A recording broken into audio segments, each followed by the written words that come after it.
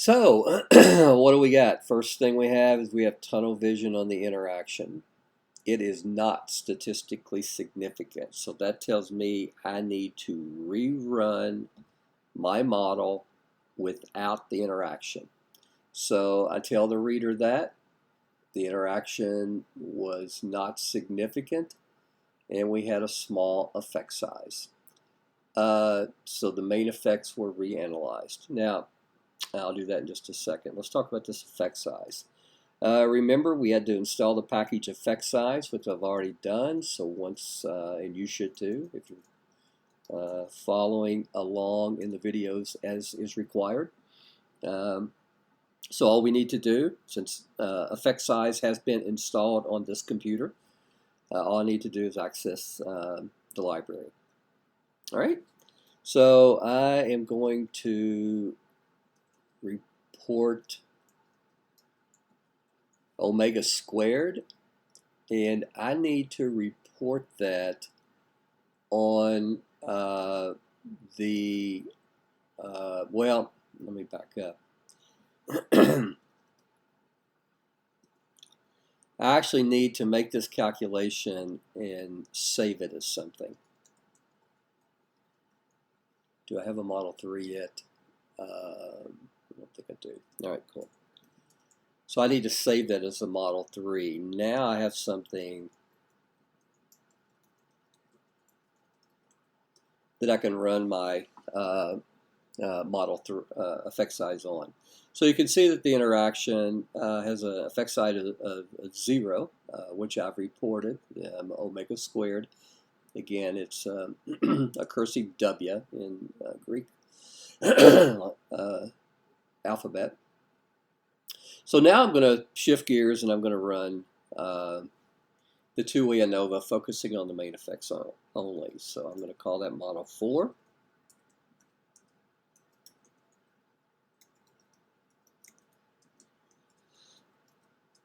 Main effects only. I put a plus there. Oh, shoot. Grab a cup of coffee. Tell you, COVID isn't, it's no fun, but I mean, it's not horrible, but it's still a pain. So again, order matters. If I put H plus BMI, it'd be different, but I know if I run Model 4, type 3 sum of squares, then it all corrects itself. So you can see what happened. I reported the results in a table. I report the sum of squares, degrees of freedom, and the F value directly from, and the residual, the error.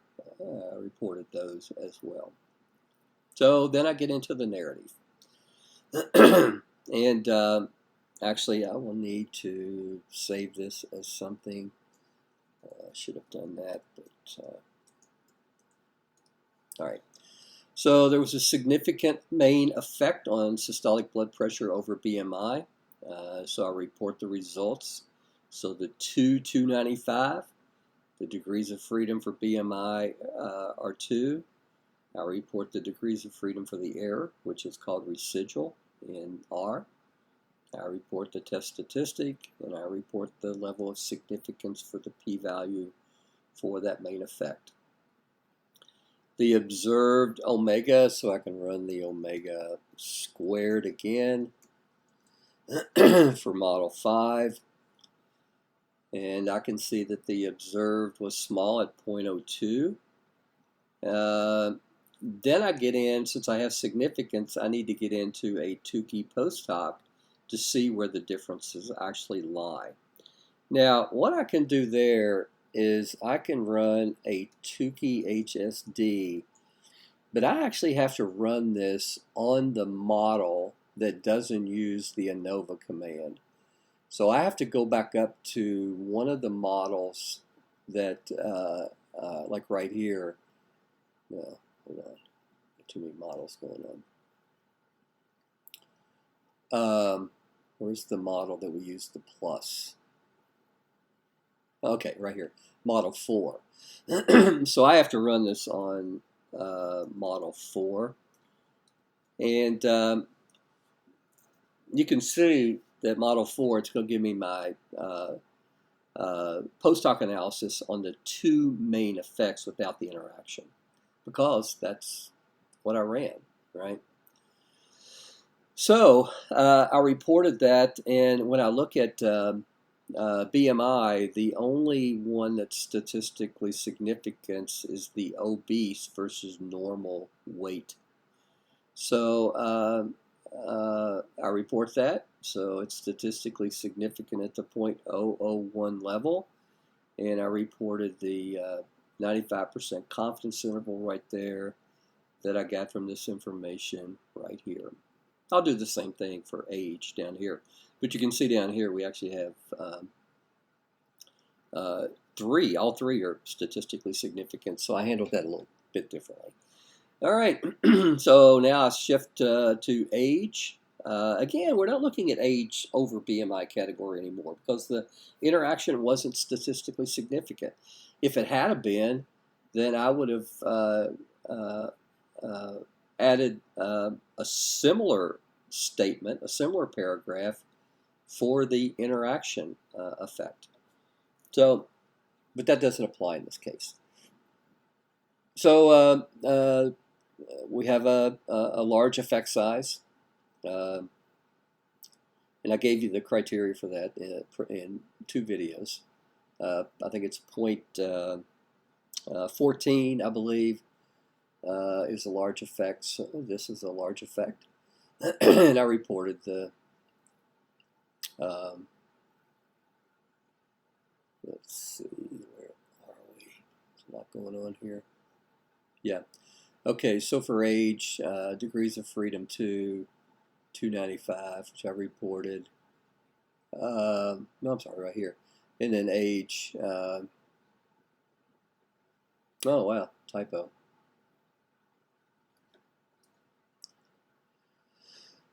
And p-value statistically significant at the 0.001 level.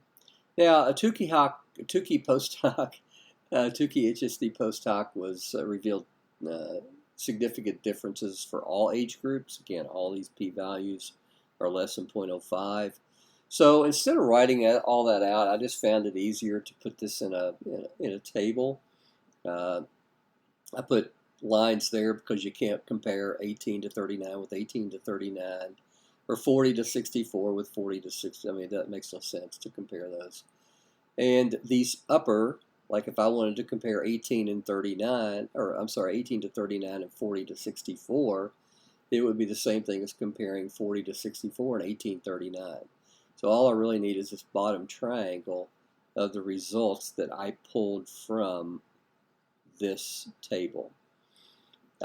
Next thing, even though the marginal means plot doesn't really apply here because the interaction is not significant, I think it's something that the reader would be interested in seeing. So to do that, I can just use the with command for interaction plot. Put BMI, age, and then systolic. So I put one of my independent variables first, the other second, and the dependent variable last. You can see that I get this one. That's not the one I reported. The one I reported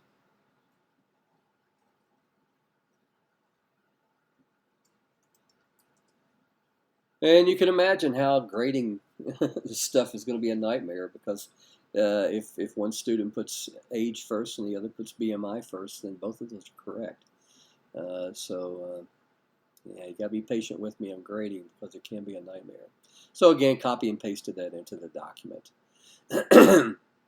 Next thing I get into are the assumptions. A lot of people feel that the assumptions should go before the test up here, and I kind of agree with that, but I've been adding them at the end, so you can do either. So the Shapiro-Wilks normality test. So the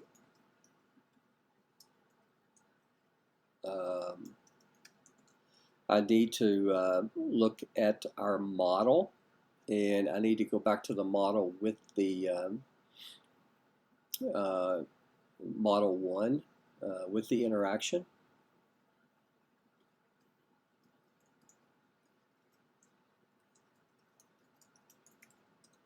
And I examine the residuals. And you can see that our test statistic is 0.98, and we have statistical significance at the 0.01 level. Again, remember that the Shapiro-Wilk, that the null hypothesis is that the sample data comes from a distribution that's normally distributed. We are rejecting that, so we can't assume normality. So report that. Next thing I would need to do is the results from Levine's test. I would run, let's see, what would I do here? I would run Levine test for model 1, my original model. And you can see my degrees of freedom are 8,291. Test statistic, okay.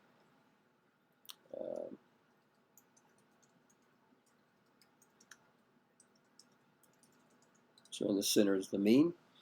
So our test statistic is 2.76, and we have statistical significance at the 0.01 level.